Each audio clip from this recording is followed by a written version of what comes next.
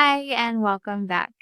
In this video, we're going to walk through how to think about interior illustrations and photography for your book, what to include, how to plan them, and how they can affect your overall layout and print cost. I'm Jennifer Ann, the book cover designer for Divine Flow and the founder of Coral Antler.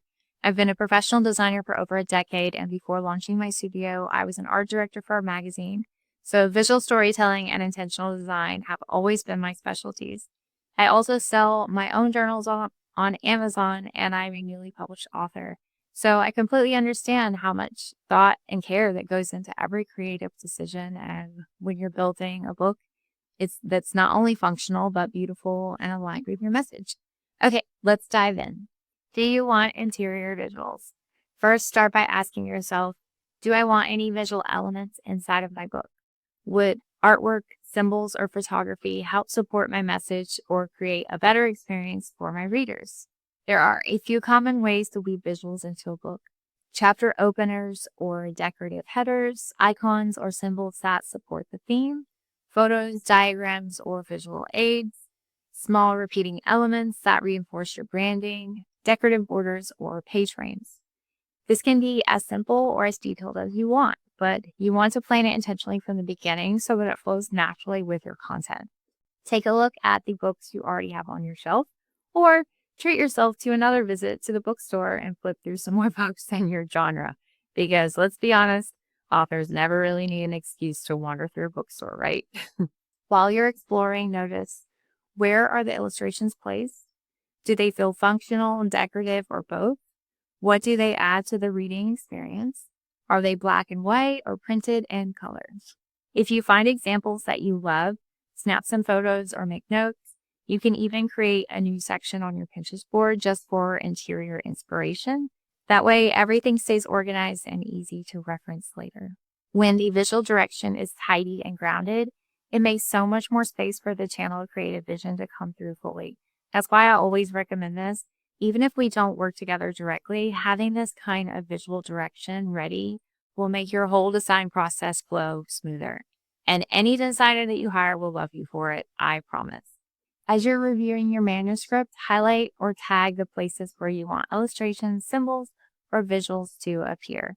Even a simple note like insert moon face symbol here, plant illustration for chapter 2 will make the process so much easier when you're ready to finalize your layout.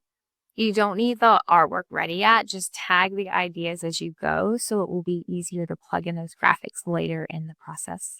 Okay, things to consider. Color versus black and white.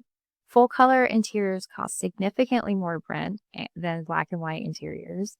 If you're planning a color heavy book, make sure the added cost fits your budget and your pricing goals. The paper type. If you're print in color, you'll usually need a glossier or high-end paper. This can slightly change how your images look, and it's something to think about when choosing your printing options. If you're using Amazon KDP, I recommend selecting the premium color on white paper for full color interiors because it gives a much cleaner and more professional result. If you do decide that you want custom illustrations inside your book, it's really helpful to start thinking ahead about what you'll need before you reach out to a designer or artist.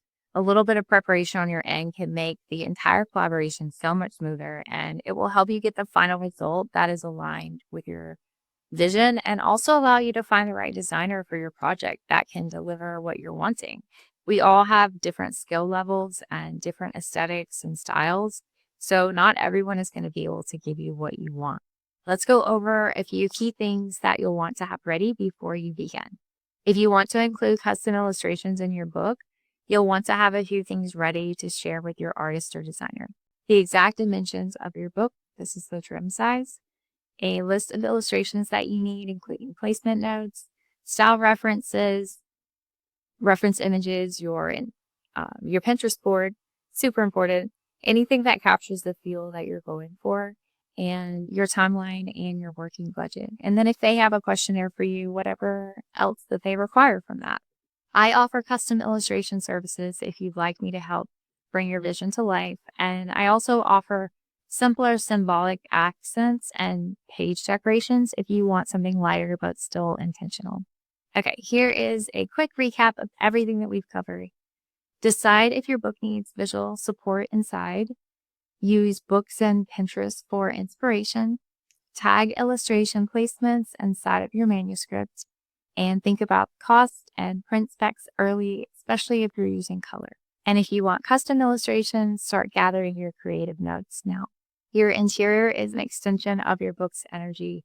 Whether you choose simple symbols or full detailed illustrations, every visual choice should feel aligned with your message and the experience that you want to give your readers.